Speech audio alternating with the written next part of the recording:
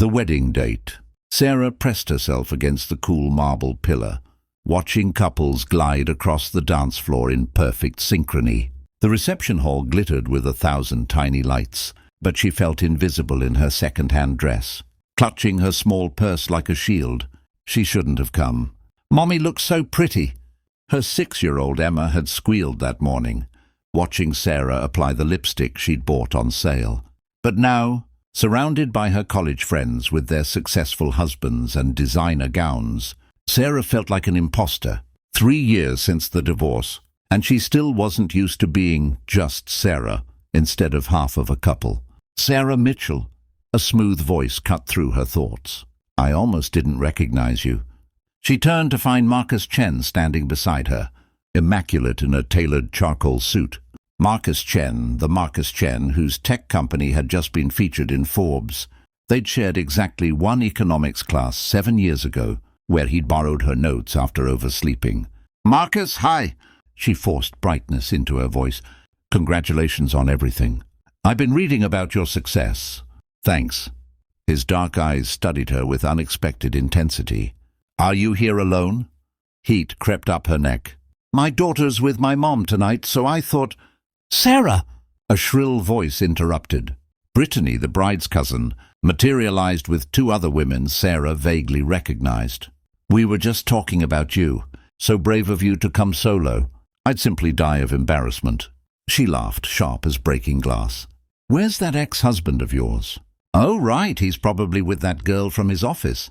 Sarah's stomach twisted. Before she could respond, Marcus stepped closer, his hand settling naturally on her lower back. "Actually," he said, his voice carrying quiet authority, "Sarah's here with me. I'm Marcus Chen." He extended his free hand to Brittany, whose expression shifted from smugness to shock. Oh my goodness, the Marcus Chen. I had no idea you two were—" "We're keeping things low-key," Marcus said smoothly. "You understand. Now if you'll excuse us, I believe they're playing our song." He guided Sarah toward the dance floor before she could process what was happening. The warmth of his hand on her back, the subtle scent of his cologne, the curious stares following them. It all felt surreal. "What are you doing?" she whispered as he turned to face her. "Rescuing you." He took her hand, placed his other hand on her waist. "Unless you'd prefer to go back and continue that delightful conversation." Despite everything, Sarah laughed. "You didn't have to do that." "Yes, I did." His expression was serious now. "Brittany was in my marketing seminar. She made international students present last, so she could leave early. She's cruel. And you looked like you wanted the floor to swallow you whole." They swayed to the music, and Sarah tried to ignore how well they fit together. "This is insane. People will talk. They'll think we're actually together. Let them." Marcus shrugged. "It's one night." "Sarah, one night where you don't have to feel like you're not enough." The words hit her like a physical blow. "How did you—" "Because I saw it on your face." His voice gentled. "That look like you're apologizing for existing, like being a single parent somehow makes you less worthy of taking up space at a wedding." Sarah blinked rapidly, fighting tears. "I should be past this. It's been 3 years. There's no timeline for healing." Marcus spun her gently, and she saw Brittany watching from the bar, mouth agape. "For what it's worth, I remember you from that economics class. You were always first to arrive, took meticulous notes, asked questions that showed you actually understood the material. You let me borrow those notes even though I was an arrogant kid who thought showing up late made me look cool. I don't remember that part. Because you treated everyone with kindness, even cocky business majors who didn't deserve it." He smiled. "So tonight let me return the favor. Pretend I'm your husband, or boyfriend, or whatever lets you enjoy this wedding without people like Brittany making you feel small." Sarah's throat tightened. "Why are you being so nice to me?" Marcus was quiet for a moment, guiding her through the other dancers. "My mom raised me alone. My father left when I was 4, just disappeared one day. I watched her endure years of pitying looks, condescending comments, questions about why she couldn't keep her man, like she was somehow deficient instead of extraordinary. Marcus, she worked 2 jobs so I could go to college, skipped meals so I could eat, wore the same 3 outfits on rotation for years, and people still looked at her like she was less than. His jaw tightened. She passed away 2 years ago. Stroke. I'd finally made enough money to give her the life she deserved, and it was too late. Sarah's heart ached for him. I'm so sorry. She never got to enjoy a moment like this, dressed up, dancing, being seen as someone valuable. So when I saw you tonight, alone in that corner, trying to disappear, he met her eyes. I saw her, and I thought maybe I could give you what I never got to give her. One night where you feel celebrated instead of judged. A tear escaped down Sarah's cheek. Marcus caught it with his thumb, the gesture so tender she nearly broke. You don't even know me, she whispered. I know enough. I know you're here despite being uncomfortable, probably because the bride is a real friend and you didn't want to let her down. I know you're raising a daughter alone, which means you're stronger than most people in this room. And I know Brittany's comment about your ex didn't just hurt, it humiliated you, because society still acts like divorce is a woman's failure. It feels like failure sometimes. It's not. Marcus's voice was firm. My mom taught me that leaving takes more courage than staying in something toxic, and working hard to build a life for your child. That's not failure. That's heroism. The song ended, bleeding into another slow melody. They kept dancing. So, Marcus said, lightness returning to his tone, shall we make this performance Oscar-worthy? I'm thinking we should look deeply into each other's eyes, laugh at each other's jokes, maybe even scandalously share a dessert. Sarah laughed, really laughed, for the first time that evening. You're ridiculous. I'm committed to the role. He grinned. Besides, you have a beautiful laugh. You should use it more. They spent the next hour playing the perfect couple. Marcus brought her champagne, made her laugh with stories about disastrous product launches, and introduced her to other guests, with his hand always steadily at her back or around. Her waist never possessive, just present, protective. When dinner was served, he pulled out her chair. When Brittany walked past with her hedge fund husband, Marcus was in the middle of telling Sarah how impressed he was that she'd gone back to school while raising Emma, finishing her accounting degree 1 class at a time. That's dedication, he said, loud enough for Brittany to hear. Most people wouldn't have the discipline. Sarah felt something unfurl in her chest, something she'd kept tightly locked since the divorce. Not just gratitude, but recognition, being seen.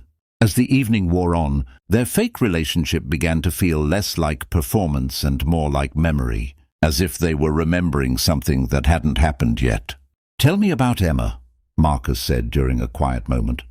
They'd escaped to the terrace, where fairy lights twinkled in the trees, and the music was a distant pulse.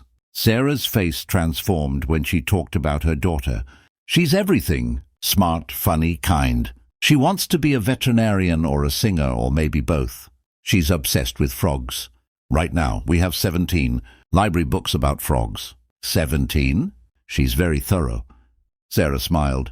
Last week she informed me that the golden poison dart frog can kill 10 people with its toxin, and therefore she needs one for protection. She's 6. Marcus laughed, the sound rich and genuine. She sounds amazing. She is. Even when things are hard, when I'm exhausted and barely keeping it together, she'll do something like leave me a drawing of us as superheroes or tell me I'm the best mom in the whole galaxy. Sarah's voice caught. She makes it worth it. All of it. She's lucky to have you. I'm lucky to have her. Sarah looked out at the gardens. Her father doesn't see her much.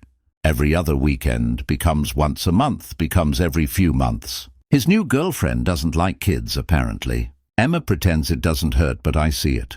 Marcus's expression darkened. He's an idiot. Yeah, Sarah's laugh was hollow. But it's complicated, right? I can't force him to want to be present. I can only be there twice as much, love her twice as hard. Try to fill the gap he's leaving. You can't fill someone else's gap, Marcus said quietly. You can only be yourself fully, which, from what I've seen tonight, is more than enough. Sarah turned to him, really looked at him. In the soft light, with his tie loosened and his walls down, Marcus Chen didn't look like a CEO. He looked like someone who understood loss and loneliness, who'd learned to build empires but still remembered what it felt like to have nothing.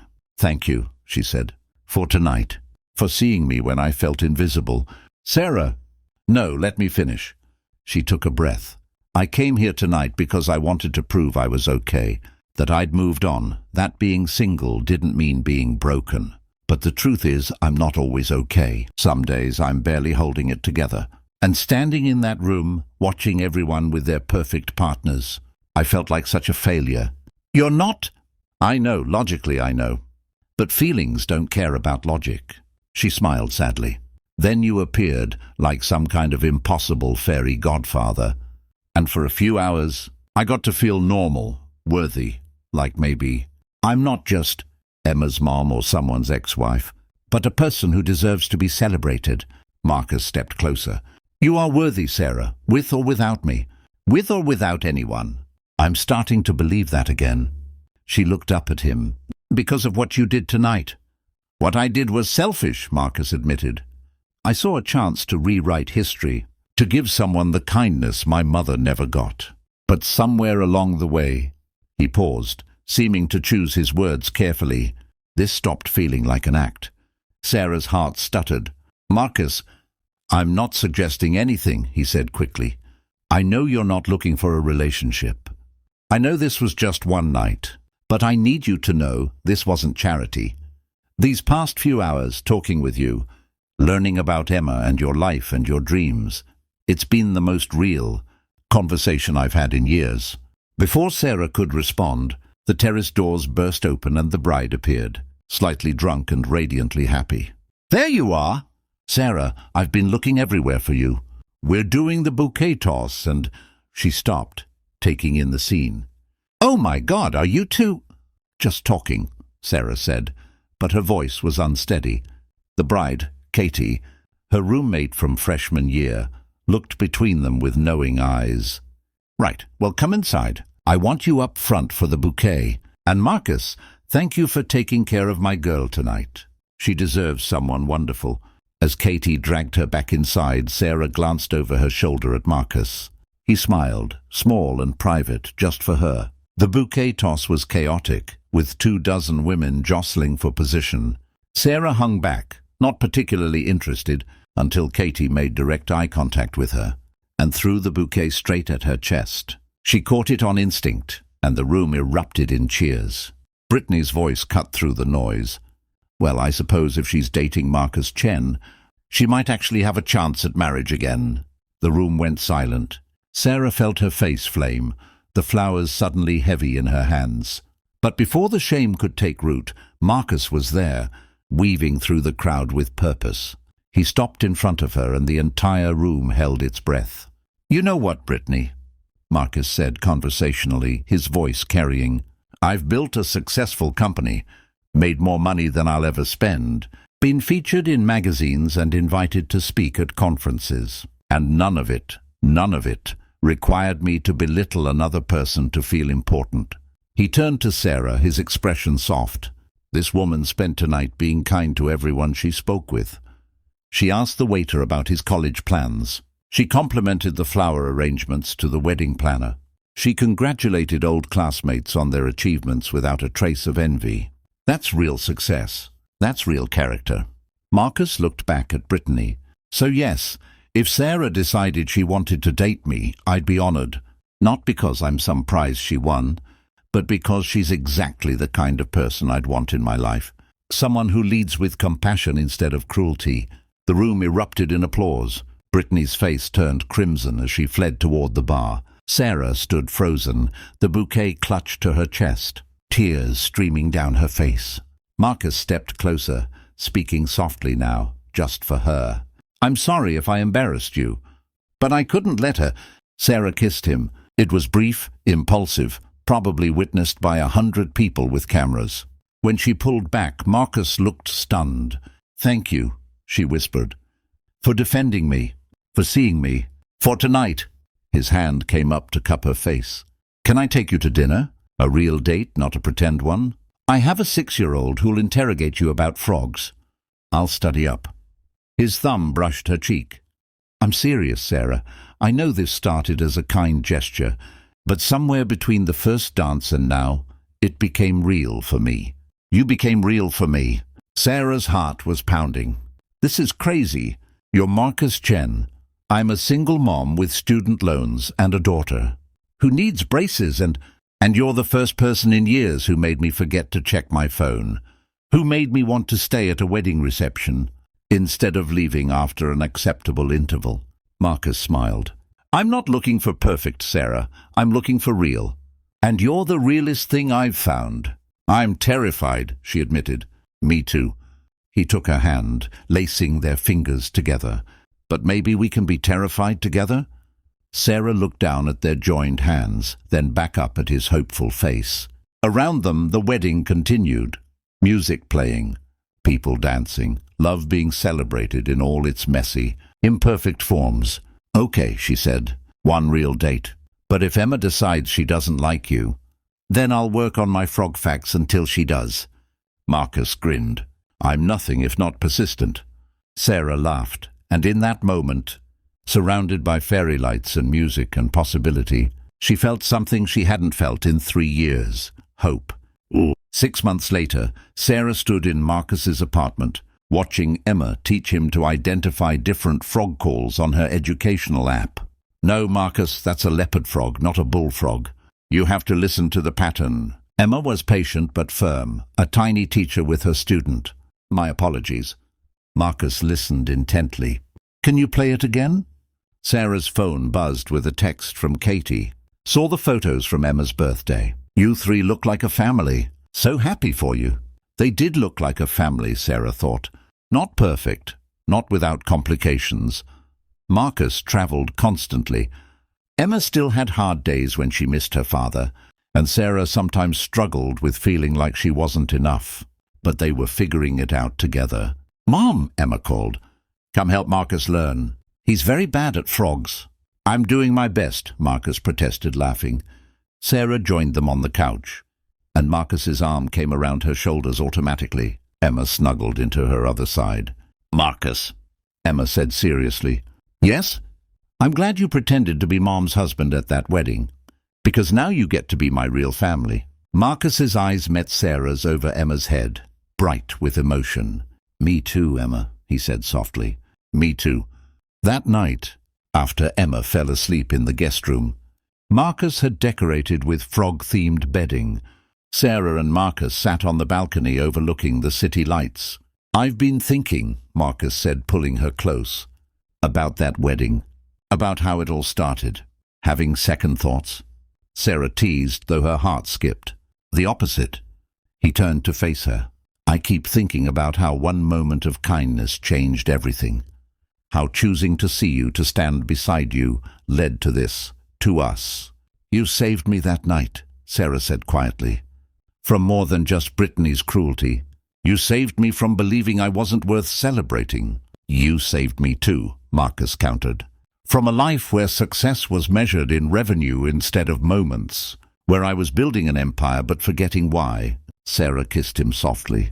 So where do we go from here? Forward, Marcus said simply.